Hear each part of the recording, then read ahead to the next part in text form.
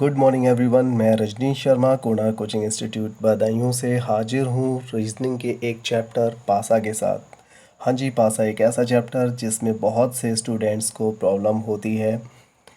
यह पहला वीडियो है, कल इसका एक दूसरा वीडियो भी अपलोड कर दिया जाएगा।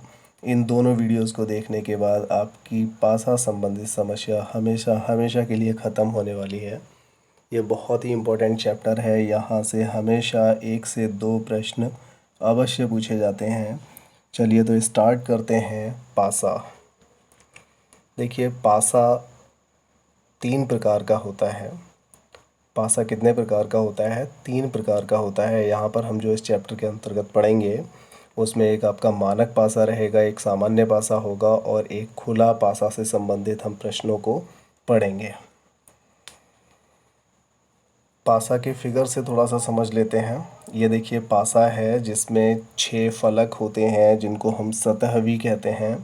6 सतह होते हैं जिनमें से 3 एक दूसरे के अपोजिट, मतलब एक के अपोजिट एक, इस तरह से 6 फलक होते हैं। और पासा सभी ने आप लोगों ने देखा होगा।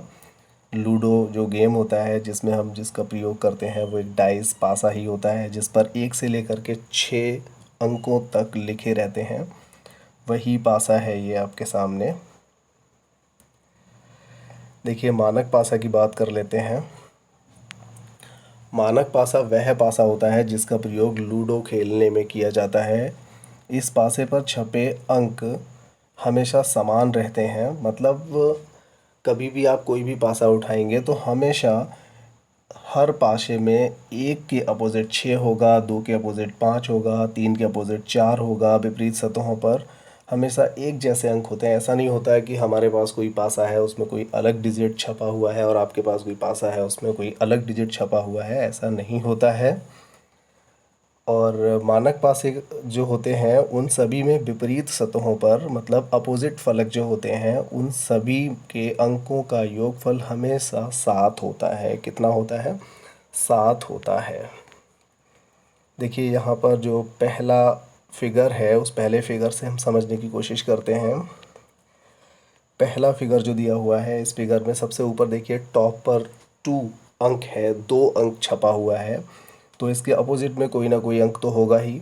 एक 3 छपा हुआ है तो 3 के अपोजिट में भी कोई ना कोई अंक ज़रूर होगा और 6 के अपोजिट में भी कोई ना कोई अंक ज़रूर होगा। तो मानक पासे में ये चीज़ बिल्कुल क्लियर होती है कि कौन से अंक के पीछे कौन सा अंक होगा। मैंने आपको पहले ही बताया था। ये देखिए लास्ट वाली लाइन, अंकों का योग हमेशा 7 होता है। विपरीत सतहों के अंकों का योग हमेशा कितना होता है? 7 होता है। तो देखिए यहाँ पर 2 के अपोजिट 5 आएगा, 1 के अपोजिट 6 आएगा और 4 के अपोजिट 3 आएगा। इस तरह से विपरीत फलकों के सभी फलकों पर जो अंक दिए जाएंगे उन सभी का योगफल कितना होगा? 7, 7 और 7 होगा। अगले वाले फिगर से हम समझने की कोशिश करते हैं।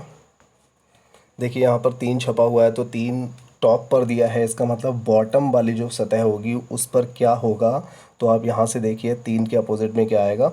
4 आएगा। इसी तरह से 1 के अपोजिट में क्या आएगा? 6 आएगा और 2 के अपोजिट में क्या आएगा? 5 आएगा, क्योंकि एक ऐसा पासा है मानक पासा। मानक पासा की कंडीशन क्या होती है ये मैंने आपको यहाँ पर बता दिया कि मानक पासा के प्रत्येक सतह के विपरीत अंक जो होते हैं, मतलब विपरीत सतहों के जो अंक होते हैं उनका योगफल हमेशा कितना होता है? 7 होता है। इस बात को आप हमेशा ध्यान रखिएगा। बात करते हैं दूसरे टाइप के पासे की, सामान्य पासे की। देखिए मैक्सिमम जो क्वेश्चंस बनते हैं वो सामान्य पासे पर ही बना करते हैं, मानक पासे पे क्वेश्चन जनरली नहीं बनता है। पिछले कई एग्ज़ाम ऐसे हो चुके हैं, जितने भी एग्ज़ाम कंडक्ट होते हैं उन सभी एग्ज़ाम्स में मैक्सिमम प्रोबेबिलिटी 99% ऐसा होता है कि सामान्य पासे से ही क्वेश्चन बनने की उम्मीद रहती है। यहाँ देख लेते हैं। इस पासे में सामने दिखने वाले किन्हीं 2 सतह का योगफल 7 अवश्य होता है। मतलब सामान्य पासा किस तरह का पासा होगा? जो पासा मानक पासा नहीं होगा, समझ लीजिए कि वही पासा सामान्य पासा होगा। तो अगर अपोजिट फलक पर, सपोज़ कीजिए अगर एक फलक पर 2 आया और उसके अपोजिट पे 5 आ गया, तो ये तो मानक पासा हुआ। इसका मतलब ये हुआ कि कहीं ना कहीं ये जो पासा होगा, इस तरह के पासे पर दो विपरीत सतहों का जो योग होगा वो 7 नहीं होगा, बल्कि ऐसा होगा कि जो दो विपरीत सतहें होती हैं जिनका योगफल 7 होता है, वो कहीं ना कहीं आपको सामने फेस पर दिखने वाली जो सतह होती हैं उन्हीं में से होंगी। कहने का मतलब ये है कि जैसे इस पे 2 दिया है और 5 दे रखा है, जबकि सामान्य पासे में, मानक पासे में क्या होता है, मानक पासे में 2 के अपोजिट हमेशा 5 आएगा, 5 के अपोजिट हमेशा 2 आएगा। लेकिन यहाँ पर ऐसा नहीं हुआ, क्योंकि ये कैसा पासा है, सामान्य पासा है। जनरली जो मानक पासा होता है उसके अकॉर्डिंग अगर 2 यहाँ पर दिया हुआ है, इसका मतलब 5 बिल्कुल अपोजिट में होना चाहिए था, लास्ट में होना चाहिए था, नीचे होना चाहिए था, बॉटम पे होना चाहिए था। लेकिन यहाँ पर तो बिल्कुल बराबर में दिया है, और ऐसा कैसे हो सकता है, ये मानक पासे में तो नहीं होता। तो ये किस तरह का पासा होगा, ये एक सामान्य पासा होगा। चलिए खैर हम इसी फिगर की बात कर लेते हैं। देखिए क्वेश्चन क्या दिया हुआ है, नीचे दिए गए फिगर में 2 के विपरीत कौन सा अंक होगा। देखिए ये क्वेश्चन पूछा गया है आपसे, और अभी आपको ये बताना है कि 2 के विपरीत कौन सा अंक होगा। तो देखिए जब ये पासा मानक पासा को वेरी नहीं करता है, मतलब 25, 16, 43 जो अभी मैंने आपको बताया था पिछले पेज पर, उसके अकॉर्डिंग अगर ये नहीं होगा तो ये किस तरह का पासा होगा, सामान्य पासा होगा। और सामान्य पासा जब होगा तो उसमें हम 2 के अपोजिट में क्या आएगा हमें नहीं पता, 3 के अपोजिट में क्या आएगा ये भी हमें नहीं पता, 5 के अपोजिट क्या आएगा ये भी हमें नहीं पता, क्योंकि यहाँ पर सिंगल फिगर दिया हुआ है और सिंगल फिगर से हम इस बात को जज नहीं कर पाएंगे, हम नहीं निकाल पाएंगे कि किसके पीछे क्या आएगा। लेकिन हाँ एक बात ज़रूर है जिसको हम यहाँ से कंफर्म कर सकते हैं, 2, 3 और 5 ये 3 अंक आपको दिखाई दे रहे हैं। जबकि पासा जो आपने पढ़ा था, पासे में आपने क्या देखा था कि पासे में 6 फलक होते हैं, और इन 6 फलकों में से आपको फ़िलहाल कितने फलक दिखाई दे रहे हैं, इस पासे में 3 फलक, और 3 फलकों पर आपको 2, 3 और 5 दिखाई दे रहा है। इसका मतलब ये हुआ कि जो पीछे है, मतलब जब आपको 3 सतह दिखाई दे रही हैं तो सीधी सी बात है कि 3 सतह छुपी हुई हैं, और जो 3 सतह छुपी हुई हैं वो सतह कौन सी है, ना तो आपको यहाँ पर 1 दिखाई दे रहा है, ना ही आपको 6 दिखाई दे रहा है, और ना ही आपको 4 दिखाई दे रहा है। इसका मतलब ये हुआ 2 के पीछे 1, 6 और 4 में से कोई भी अंक हो सकता है। इसी तरह से अगर ये पूछा जाता कि 3 के पीछे कौन सा अंक होगा, या 3 के विपरीत सतह पर कौन सा अंक होगा जी, तो भी 1, 6 और 4 में से कोई भी आंसर हो सकता था। इसी तरह से अगर 5 के पीछे पूछा जाता तो भी 1, 6, 4 में से कोई आंसर होगा। तो यहाँ पर आपका आंसर डी वाला बिल्कुल राइट हो जाएगा। देखिए हम और अगले क्वेश्चन की ओर बढ़ते हैं। सामान्य पासा क्वेश्चन नंबर 2 आ गया। अब देखिए ये सबसे इम्पोर्टेंट क्वेश्चन है, इस तरह का क्वेश्चन अक्सर पूछा जाता है, इस तरह का क्वेश्चन अक्सर पूछा जाता है, बहुत ही इंपॉर्टेंट, मोस्ट इम्पॉर्टेंट क्वेश्चन है ये। 3 के विपरीत सतह पर अंक कौन सा होगा। मतलब इस क्वेश्चन को इस तरह से पूछा जाता है, दोनों एक ही पासे की स्थितियां दर्शाई गई हैं, इसका अध्ययन करके बताना है कि 3 के विपरीत सतह पर कौन सा अंक होगा। अब देखिए यहाँ पर हम, ये बहुत ही अच्छा क्वेश्चन है, इसको ज़रा देख लेते हैं। आप ये बताइए कि इन दोनों पासों में, ये एक ही पासे की 2 स्थितियां हैं, और इन दोनों में ही कौन सा अंक ऐसा है जो कॉमन है। तो देखिए यहाँ पर आपको 3 कॉमन दिखाई देगा। फिर आप क्या करेंगे, पहले वाली फिगर के अकॉर्डिंग 3, 2, 4 क्लॉकवाइज डायरेक्शन में 3, 2, 4 आप यहाँ पर लिख लेंगे, और दूसरी वाली फिगर में भी क्लॉकवाइज डायरेक्शन में 3, 6, 1 इस तरह से लिख लीजिए। अब ये समझ लीजिए बिल्कुल क्लियर हो गया यहाँ पर कि 4 के अपोजिट में कौन आएगा, 1 आएगा, 2 के अपोजिट में 6 आएगा, 3 के अपोजिट में कौन आएगा, 3 नहीं जी, बिल्कुल नहीं, 3 नहीं आएगा।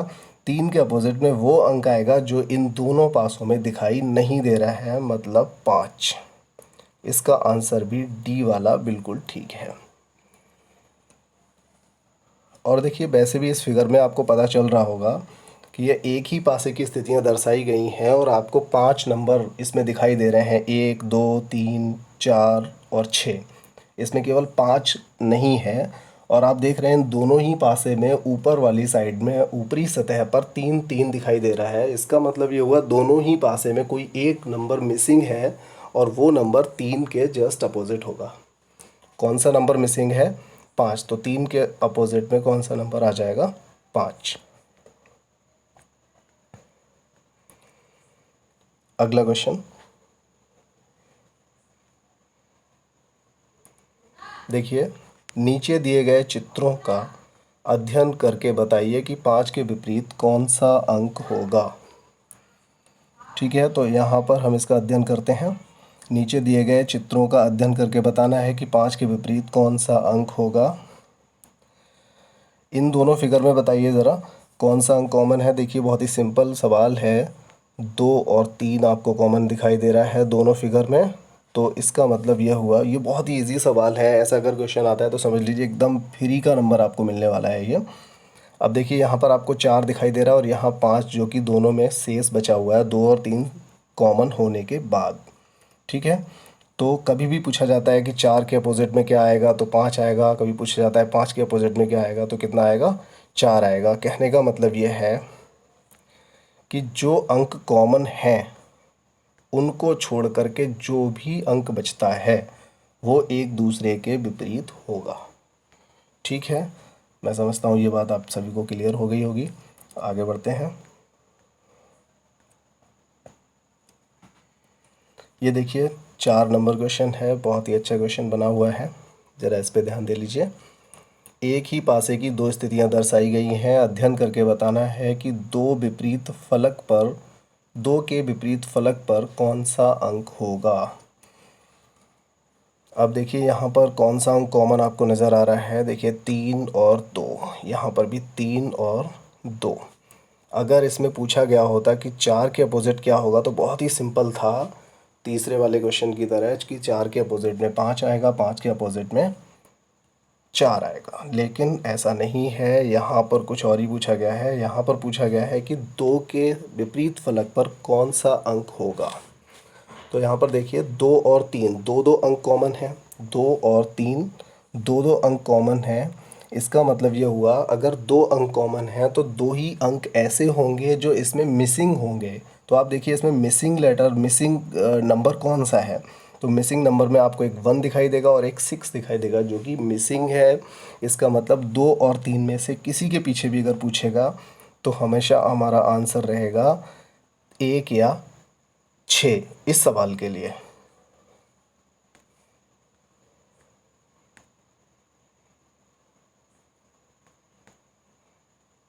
आगे बढ़ते हैं।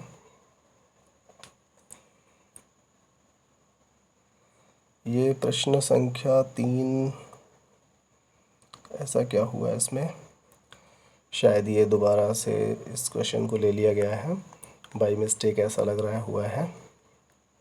जी हाँ, एक ही क्वेश्चन दो बार आ गया है, कोई नहीं, इसको आगे बढ़ा देते हैं।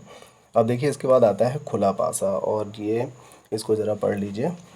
यहाँ एक खुला पासा दिया होता है जिसको बंद करने पर कौन सा विकल्प सही होगा ये हमें ज्ञात करना होता है। तो देखिए यहाँ पर जो हमें पहला फिगर यहाँ पे दिखाई दे रहा है, बहुत ही अच्छा सवाल है, बहुत ही इम्पोर्टेंट क्वेश्चन है ये भी। इसमें देखिए जो भी नंबर दिए हुए हैं 1 2 3 4 5 6, ये सारे नंबर दे रखे हैं और ये कह रहा है कि अगर इस पासे को हम बंद करते हैं तो आगे दिए गए विकल्पों में से कौन सा विकल्प सही होगा। इसका कॉन्सेप्ट बहुत ही सिंपल है, ज़रा समझने की कोशिश कर लीजिए, मैं बताता हूँ आपको।